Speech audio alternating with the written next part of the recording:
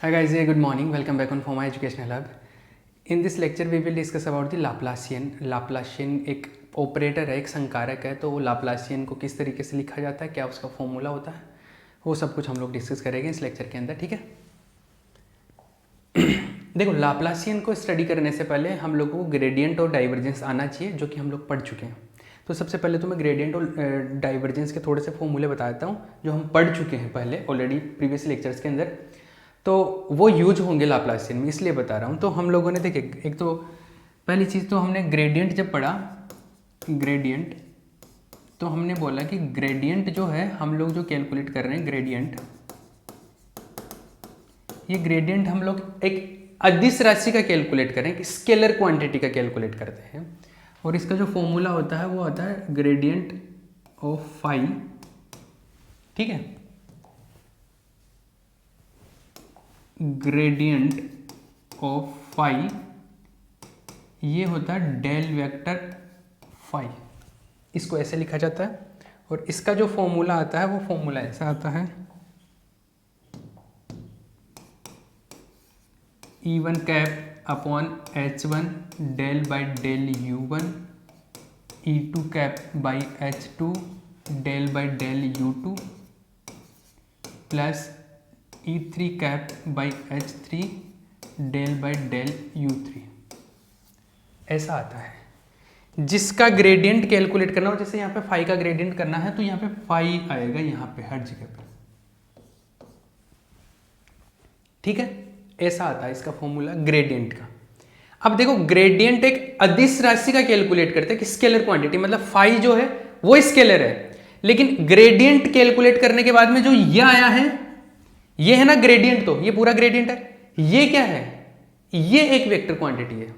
Phi तो scalar है, लेकिन ये पूरा कैसा एक वेक्टर क्वांटिटी है। देखो, ये पूरा इस तरीके से आ रहा है, इसमें E1 cap, E2 cap, E3 cap unit vector से आ रहे हैं, सदिश के, ये एकांक सदिश है ना, ये तो एकांक सदिश है, मतलब यूनिट वेक्टर्स है, वेक्टर्स तो वेक्टर क्वांटिटी है ये। तो फाई जो है वो तो कैसा है, अदिश है, स्केलर है, अदिश राशि स्केलर है।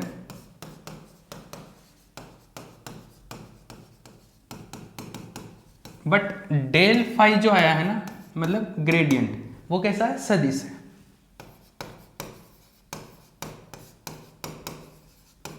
वेक्टर क्वांटिटी है। चमका ना। एक तो ये हो गया, ये तो ग्रेडियंट था। डाइवर्जेंस है, ये ग्रेडियंट के बारे में बात होगी, डाइवर्जेंस के बारे में।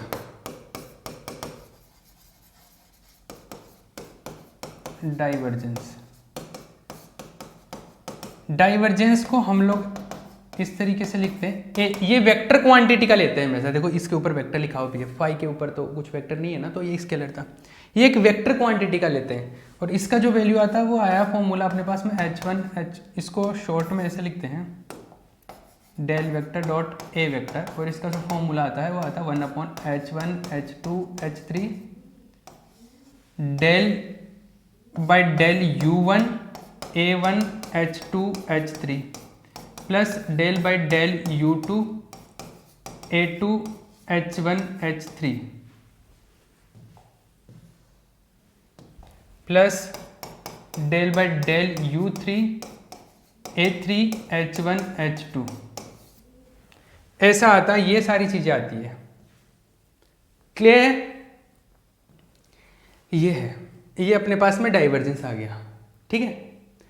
अब एक चीज समझना, ये डाइवर्जेंस आ गया अपने पास में, तो ये A1 A2 A3 क्या होता है इसके अंदर, ऐसा होता है जैसे मान लो कि आपके पास में कोई भी वेक्टर है, ए वेक्टर क्वांटिटी है, ये तो सदिश है, तो सदिश को ऐसे लिखते हैं वेक्टर को,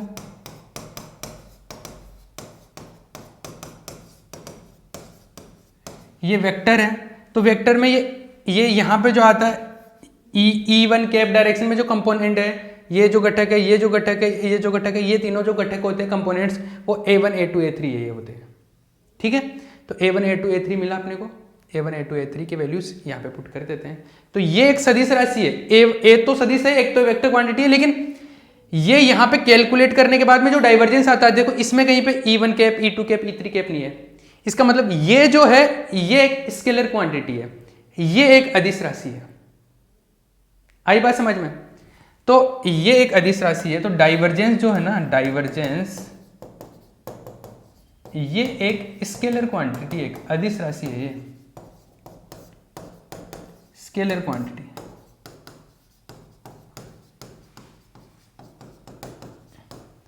कैलकुलेट तो हम सदिश का करते हैं, लेकिन जो मिलता है वो अदिश होता है। स्केल वेक्टर क्वांटिटी का डाइवर्जेंस कैलकुलेट करते हैं, मिलता है कैसा? स्केलर, अदिश। ये इसमें उल्टा होता है, इसमें अदिश का कैलकुलेट करते हैं सदिश मिल जाता है, इसमें सदिश का कैलकुलेट करते हैं अदिश मिल जाता है। ठीक है, ये हो गया, ये डाइवर्जेंस आ गया अपना। क्लियर है? मुझे लाप्लासियन कैलकुलेट करना है, तो ये दोनों चीज़ें अपने को पता होनी चाहिए कि जो मैंने लिखी है ना, ये लॉजिक सेंस पता होना चाहिए, तो ये छाप लेना पहुंच करके। ठीक है, अभी मैं लाप्लासियन की बात कर रहा हूँ, टॉपिक अपना है लाप्लासियन। लाप्लासियन क्या होता है, इस चीज़ को समझना। What is Laplacian? Laplacian, Laplacian, Laplacian, Laplacian एक ऑपरेटर, एक संकारक है। और लाप्लासियन क्या होता है?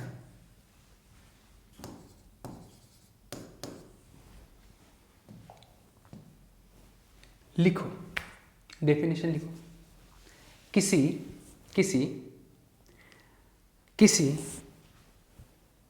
अदिश राशि के ग्रेडियंट का डाइवर्जेंस, किसी अदिश राशि के ग्रेडियंट का डाइवर्जेंस लाप्लासियन कहलाता है।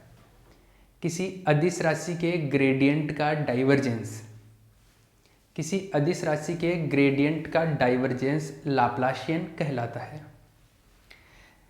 The divergence of A gradient, the divergence of gradient, the divergence of gradient of a scalar quantity, the divergence of gradient of a scalar quantity, the divergence of gradient of a scalar quantity is known as Laplacian, is known as Laplacian। देखो ऐसा है, क्या बोला मैंने? एक scalar quantity है, मान lo fi एक अदिश राशि है,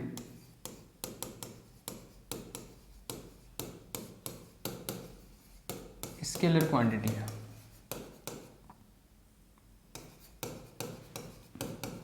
कैसा है? स्केलर क्वांटिटी है, माना ये कैसा है? स्केलर क्वांटिटी है। इसका ग्रेडियंट कैलकुलेट करो पहले, तो इसका ग्रेडियंट कैलकुलेट किया, इसके ग्रेडियंट कैलकुलेट के लिए अब इसका डाइवर्जेंस कैलकुलेट करो, अब इसका डाइवर्जेंस कैलकुलेट करो। ये जो आएगा इसको बोलेंगे लाप्लासियन। क्या है ये है लाप्लासियन, ये है लाप्लासियन। आई बात समझ में? क्या है ये? लाप्लासियन है ये। अब देखो, डाइवर्जेंस को शॉर्ट में हम लोग ऐसे लिखते हैं, डाइवर्जेंस, और ग्रेडियंट ऑफ फाई को, ग्रेड फाई को हम लोग ऐसे भी तो लिखते हैं, डेल वेक्टर डॉट फाई लिखते हैं ना। और किसी भी चीज के, अब जैसे ये चीज है, इसका डाइवर्जेंस लेना है, तो किसी का भी डाइवर्जेंस, जैसे ए वेक्टर का डाइवर्जेंस लेना है, तो ए वेक्टर का डाइवर्जेंस लेना है तो del vector dot A vector कर देते हैं, ऐसे ही तो करते हैं हम लोग। तो इसका डाइवर्जेंस लेना है तो डाइवर्जेंस की जगह तो लिख दो डेल वेक्टर, और इसकी जगह आ जाएगा डेल वेक्टर फाई। ये आ गया अपने पास में लाप्लासियन।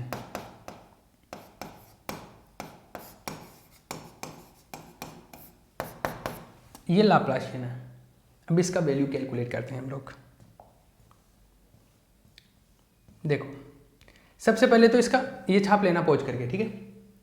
सबसे पहले तो हम लोग इसका क्या कर रहे हैं, ग्रेडियंट कैलकुलेट कर रहे हैं। तो ग्रेडियंट तो कैसे कैलकुलेट करते हैं, लाप्लासियन। देखो क्या आएगा, लाप्लासियन।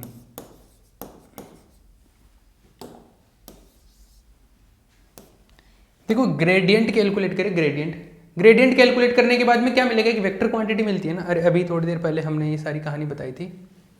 क्या बताया था मैंने, यहाँ पे नहीं, मैंने ये बताया था कि किसी भी चीज़ का ग्रेडियंट कैलकुलेट करते हैं ना, ग्रेडियंट। तो ग्रेडियंट कैलकुलेट करने के बाद में जो मिलता है वो कैसा, एक सदिश मिलता है, एक वेक्टर मिलता है। तो ये जो है ये ग्रेडियंट है डेल वेक्टर फाई। ये क्या है? एक वेक्टर क्वांटिटी है, वेक्टर मतलब सदिश राशि है, सदिश है तो इसको ए वेक्टर लिख लूँ।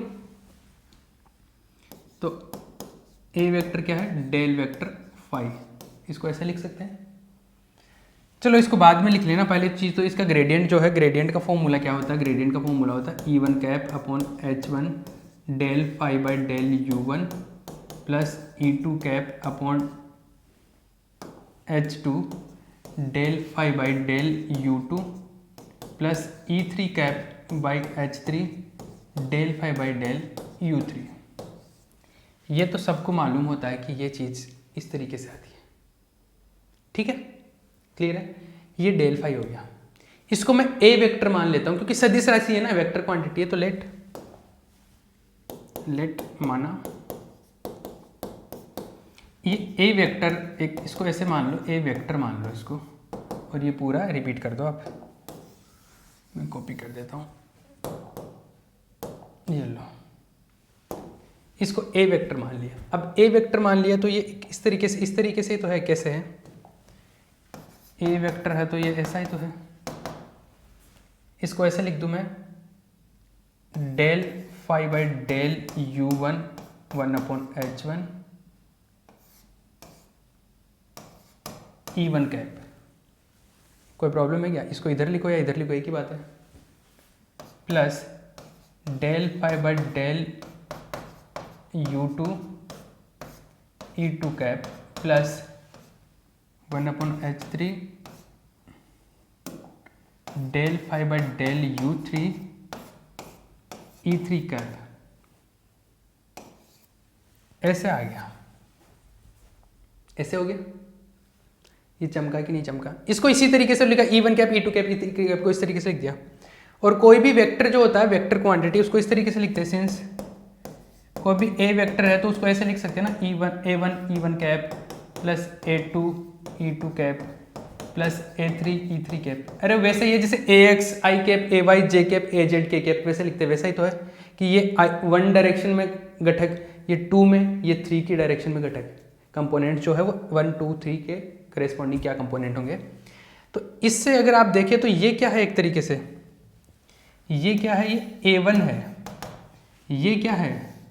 ये A2 है, और ये क्या है? ये A3 है। यही तो है। तो लिखो, अतः क्या समझ आया अपने को? A1 जो है वो क्या है? 1 upon H1 del phi by del U1। A2 क्या है? 1 upon H2 del phi by del U2। A3 क्या है? A3 है 1 upon H3 del phi by del U3। ये है, क्लियर है। ये A1 A2 और A3 के वैल्यूज मिल गए अपने को। अब मुझे क्या करना है? मुझे तो इसका ग्रेडियंट कैलकुलेट करना है। सॉरी, ग्रेडियंट तो आ गया, मुझे क्या करना है? डाइवर्जेंस कैलकुलेट करना है। ग्रेडियंट वाला पार्ट तो आ गया, अब इसका डाइवर्जेंस कैलकुलेट करना है। तो इसको इक्वेशन नंबर 1 पुट कर दो आप एक बार।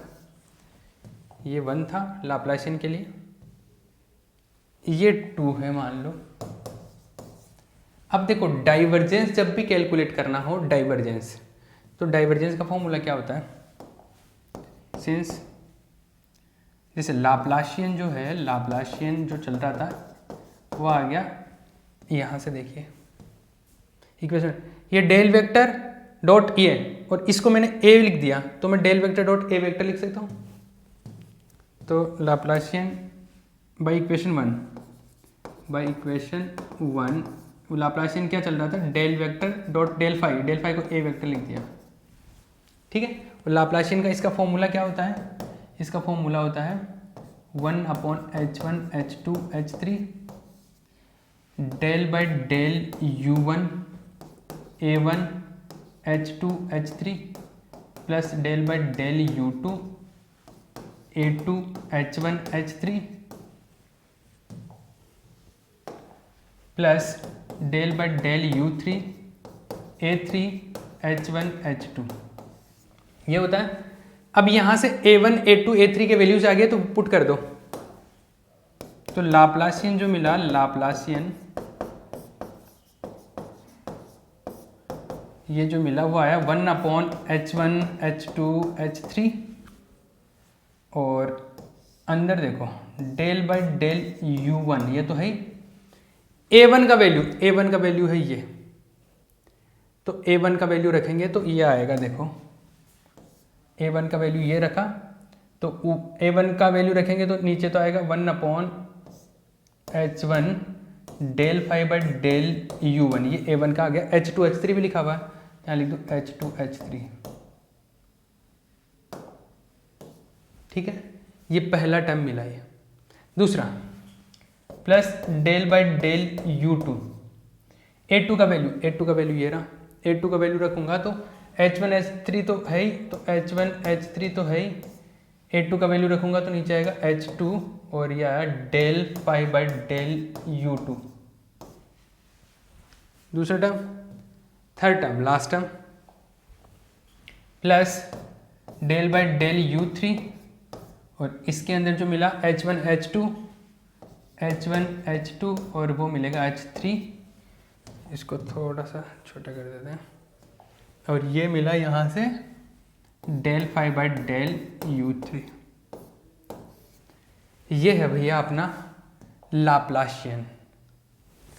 लाप्लाशियन का जो फॉर्मूला है वो ऐसे मिल गया। तो किसी का लाप्लाशियन कैलकुलेट करना है किसी फाई का, तो फाई यहाँ पे रख देना, इस फॉर्मूले के अंदर लाप्लाशियन मिल जाएगा आपको। कॉपी कर लो इसको पॉज करके, ये लो मैं दूर हट जाता हूँ। समझ आया? तो इस तरीके से हम लोग किसी भी चीज़ का लाप्लाशियन, तो लाप्लाशियन क्या है? एक मैथमेटिकल ऑपरेटर है, एक संकारक है। तो ये संकारक है बस। तो किसी का लाप्लाशियन अगर पूछा जाए तो आप ये कर सकते हो, और इसका मीनिंग ये हुआ कि किसी का ग्रेडियंट निकाल के अगर डाइवर्जेंस कैलकुलेट करते तो उसको लाप्लाशियन बोलते हैं। ये ऐसे आ जाएगा, ठीक है। ये इस तरीके से, जैसे मान लो कोई फंक्शन दे दिया फाई, कोई स्केलर क्वांटिटी U² दे दिया, U1² ऐसे दे दिया।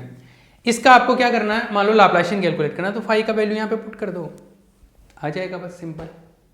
इस तरीके से हम लोग कैलकुलेट कर सकते हैं किसी भी चीज़ को। क्लियर है क्या? तो हमने डाइवर्जेंस, पहले ग्रेडियंट निकाला, ग्रेडियंट का डाइवर्जेंस कैलकुलेट किया, ग्रेडियंट का डाइवर्जेंस क्या आ गया अपने पास? लाप्लाशियन, ठीक है। ये मिल गया भैया, ठीक है। चलो इसको फिनिश करते हैं।